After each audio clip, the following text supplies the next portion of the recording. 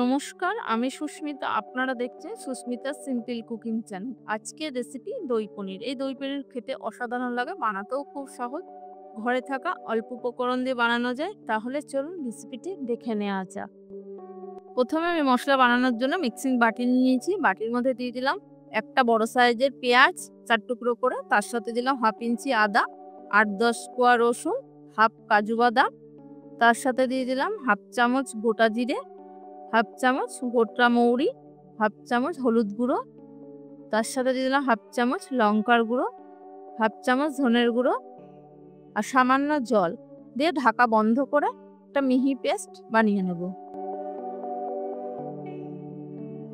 মিহি পেস্ট বানানো হয়ে গেছে। ঢাকাটা খুলে দেখে নেব যে কোনো রকম দানা ভাব আছে কিনা। চামচ দিয়ে দেখে নিয়েছি, কোনো রকম দানা ভাব নেই। এটাকে সাইডে রেখে দেব। এবার রান্না করার জন্য কড়াই গরম করে নিয়েছি। কড়াই গরম হয়ে গেছে, ওতে দিয়ে দিলাম পরিমাণ মতো সাদা তেল। তেল গরম হয়ে গেছে, ফোড়নে দিলাম গোটা গরম মশলা। গরম মশলার মধ্যে আছে এলাচ, লবঙ্গ, দারচিনি। ফোড়ন গরম হয়ে গেছে, এবার ওতে দিয়ে দিলাম যে মশলাটা বানিয়ে রেখেছিলাম সেই মশলাটা। মশলার বাটির মধ্যে সামান্য একটু জল দিয়ে সেই বাটিটা ধুয়েও সেই জলটা দিয়ে ভালো করে নাড়াচাড়া করে মিশিয়ে নেব। এই টাইমে তাপটাকে মিডিয়ামে দিয়ে দিয়েছি, যেহেতু বাদাম দেয়া আছে। বাদাম তেলে দেওয়ার সঙ্গে সঙ্গে কড়াইয়ের গায়ে ধরে যেতে পারে, ওর জন্য তাপটা মিডিয়ামে দিয়ে দিয়েছি। এবার ওতে দিয়ে দেব 1/2 চামচ নুন, তার সাথে দিয়ে দিলাম 1/2 চামচ কাশ্মীরি লঙ্কার গুঁড়ো, 1/2 চামচ চিনি। নুনটা যার যেমন স্বাদ মতন দিতে হবে। মশলা দিয়ে ভালো করে মিশিয়ে নেব। আর তাপটাকে এই টাইমে মিডিয়ামে আছে দিয়ে 2-3 মিনিট ধরে মশলা প্রথমে কষিয়ে নিতে হবে। মশলা যত কষানো হবে পনিরের টেস্টটা তত ভালো হবে। ভালো করে মশলা আমি কষিয়ে নিয়েছি। মশলাটা অনেকটা শুকিয়ে এসছে। এবার ওতে দিয়ে দেব টক দই।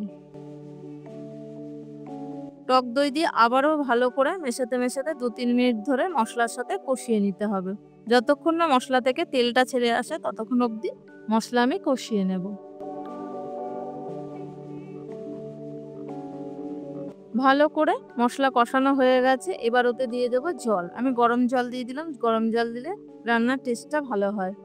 1 কাপ আর সামান্য একটু জল দিলাম, যেহেতু পনিরটা একটু গ্রেভি টাইপের, খুব বেশি জল দিলে ভালো লাগে না। ওর জন্য জলটা বুঝে দিতে হবে। জল দিয়ে আবারও মশলার সাথে ভালো করে নাড়াচাড়া করে মিশিয়ে দেব।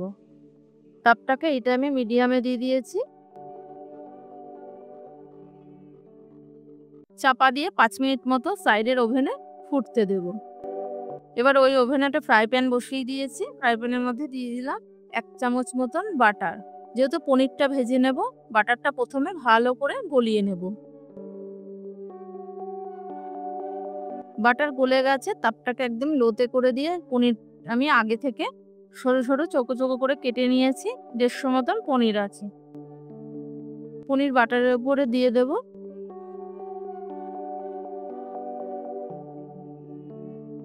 পনির দেওয়া হয়ে গেছে। এবার আস্তে আস্তে আমি পনির এপিট ওপিট করে প্রথমে ভেজে নেব। পনির খুব বেশি ভাজবো না, যাতে হালকা একটু কালারটা চেঞ্জ হয় সেই অবধি পনির ভেজে নিতে হবে। পনির এক পিঠ উল্টে দিয়েছি, মাঝখানে দিয়ে দিলাম 2টো কাঁচা লঙ্কা, ছোট ছোট টুকরো করে দিলাম। পনিরের সাথে কাঁচা লঙ্কার সাথে প্রথমে ভেজে নিতে হবে। পনিরের সাথে কাঁচা লঙ্কা ভাজা হয়ে গেছে। দেখুন, এর থেকে আর বেশি আমি লাল করলাম না।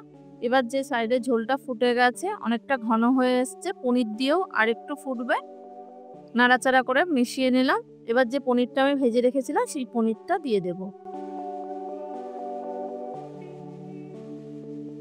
পনির দেওয়া হয়ে গেছে। আবারও ভালো করে নাড়াচাড়া করে মিশিয়ে দিয়ে তাপটাকে এই টাইমে একদম লোতে করে দেব। মেশানো হয়ে গেছে, চাপা দিয়ে 5 মিনিট মতো লো ফ্লেমে হতে দেব। 5 মিনিট পর ঢাকা খুলে দেখে নেব। দেখুন গ্রেভিটা ঘন হয়ে এসছে।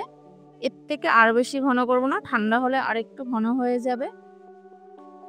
নামানোর টাইমে দিয়ে দেব গরম মশলা, তার সাথে দিয়ে দেব কাসুরি মেথি। হাতে ডলে দিলে সেন্টটা খুব ভালো হয়। নাড়াচাড়া করে মিশিয়ে দিয়ে আজকে আমার দই পনির রেডি।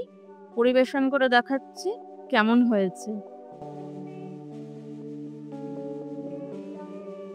এই ছিল আজকের রেসিপি। ভালো লাগলে অবশ্যই সাবস্ক্রাইব করার অনুরোধ রইল। পাশে থাকা বেল নোটিফিকেশানটা অন করে দেবেন।